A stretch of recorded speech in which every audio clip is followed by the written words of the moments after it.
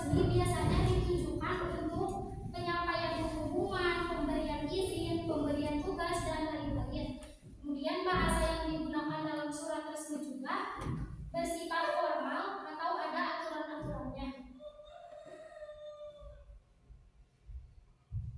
Najwa, kamu kelihatannya mengantuk ya? Kenapa kamu mengantuk? Semalam begadang?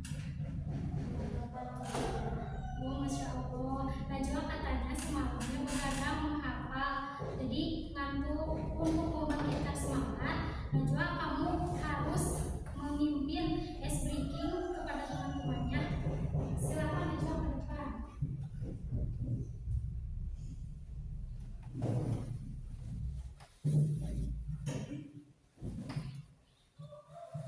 Silakan berdiri semuanya.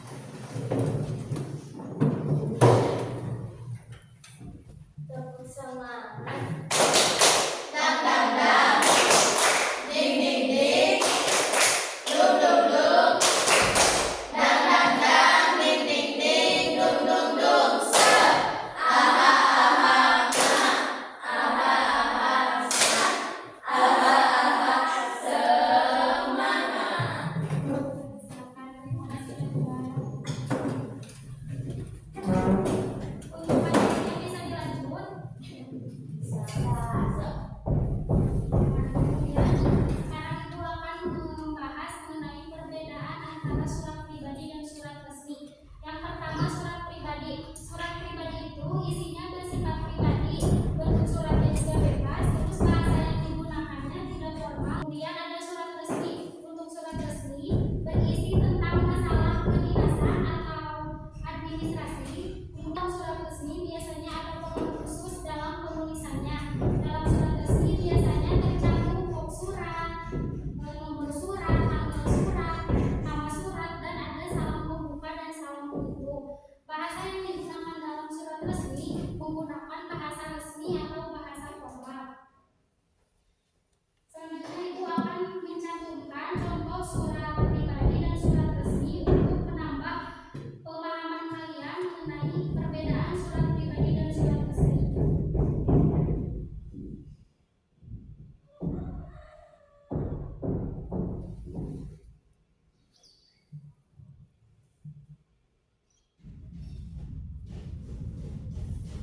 Nah, ini merupakan contoh surat pribadi.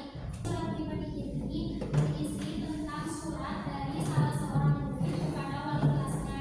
Isi surat ini adalah untuk mengajak reuni kepada wali kelasnya. Mereka mengundang murid untuk hadir pada acara reuni yang diselenggarakan oleh teman-teman IPS 3 ya. Jadi ini merupakan contoh surat pribadi karena ditulis dengan menggunakan bahasa sehari-hari, kemudian isinya merupakan ajakan untuk reuni. Selanjutnya ada surat dinas.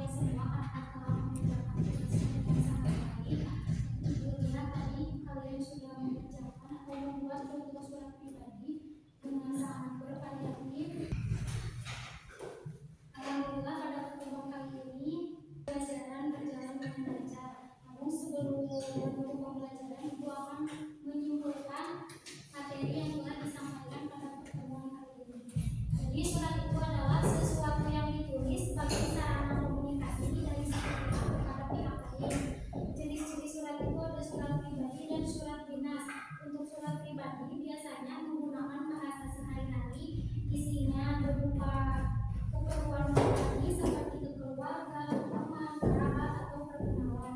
Kemudian untuk format khusus surat pribadi itu tidak ada.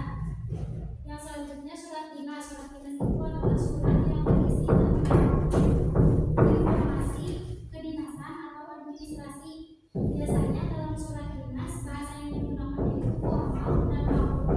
Kemudian ada format-format khusus dalam penulisan surat dinasnya. Alhamdulillah untuk pertemuan kali ini mengenai berkomunikasi melalui surat sudah dilaksanakan dengan lancar. Sebelum menutup pembelajaran, marilah kita berdoa terlebih dahulu. Silakan kakek untuk memimpin kembali doa sekarang. Sesudah belajar, marilah kita berdoa. Doa dimulai.